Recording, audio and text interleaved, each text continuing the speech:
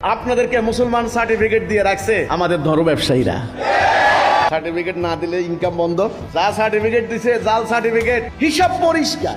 আমি মুসলমান, আমি আল্লাহর কোরআনের বিধান মানবো বলেই আমি মুসলমান। আমার রাষ্ট্র চলবে কোরআনের আইনে। আমার দেশের মানুষ দরজা খুলে ঘুমাবে, চুরি হবে না, ডাকাতি হবে না, কোনো সুদের কারবার হবে না, জালিয়াতি হবে না, অর্থ পাচার হবে না, দেশে চলে কোরআনের আইন। তবে তো আমি মুসলমান নাকি? আমি হিসাব বুঝলাম না। যুগের পর যুগ ব্রিটিশের তৈরি আইন মেনে নিয়ে, সুদ ভিত্তিক অর্থনীতি, কোর্ট কাছারিতে মানুষের দণ্ডবিধি মেনে নিয়ে কেমনে আপনারা মুসলমান দাবি করতে পারেন? আমার কাছে হিসাবটা মিলে না। আপনাদেরকে মুসলমান সার্টিফিকেট দিয়ে রাখছে আমাদের ধর্ম ব্যবসায়ীরা। এই সার্টিফিকেট দিয়ে রাখছে। সার্টিফিকেট না দিলে ইনকাম বন্ধ। যা সার্টিফিকেট দিছে জাল সার্টিফিকেট। এই সার্টিফিকেট দিয়ে পার পাবেন না হাসুরের দিন। একদম হিসাব পরিষ্কার। আমি 2 + 2 4।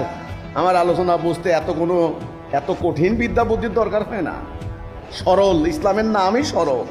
আজ একটা দিন মানুষ ঘুমাতে পারে না ভয়ে, রাস্তা চলতে পারে না। দিনে দুপুরে যেভাবে চাপাটি দিয়ে কোপাইয়া মানুষ হত্যা করা হচ্ছে, সব লুটপাট করে নেওয়া হচ্ছে, আর আপনারা আজান দেন। এই আজানের কি মূল্য হতে পারে বলেন? ইসলামের উদ্দেশ্য কি? শান্তি। কোরআনের উদ্দেশ্য কি? নবীর আগমনের উদ্দেশ্য কি? নবী করিম সাল্লাল্লাহু আলাইহি সাল্লাম সংগ্রাম করেছেন কি উদ্দেশ্যে? শান্তি যদি না থাকে বাকি সব ব্যর্থ। এখন বলেন, দিন কয় প্রকার? 2 প্রকার। আল্লাহর দিন মানুষের তৈরি করে। আমল কয় প্রকার? আমলে সালেহ, আমলে সাইয়্যিদ। মানুষ কয় প্রকার? মুমিন। পরকালে জায়গা কয়টা? জান্নাত। কথা শেষ তো?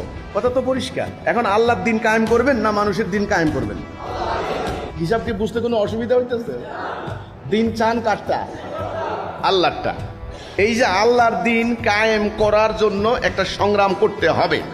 প্রথমে সিদ্ধান্ত নিতে হবে যে না, আমরা এতদিন থেকে মানুষের তৈরি দিন প্র্যাকটিস করেছি, ব্রিটিশের তৈরি দিন প্র্যাকটিস করেছি, আমরা মুসলমান হিসেবে সেটা করতে পারি না। এটা শিরিক হয়ে যায়, কুফর হয়ে যায়। আমরা পরকালে আল্লাহর সামনে দাঁড়াইতে পারবো না। কাজে আমাদের একটা ইমানি বাধ্যবাধকতা আছে। তাছাড়া আল্লাহর দিন ছাড়া শান্তি আসবে না, এটা প্রমাণিত হয়ে গিয়েছে।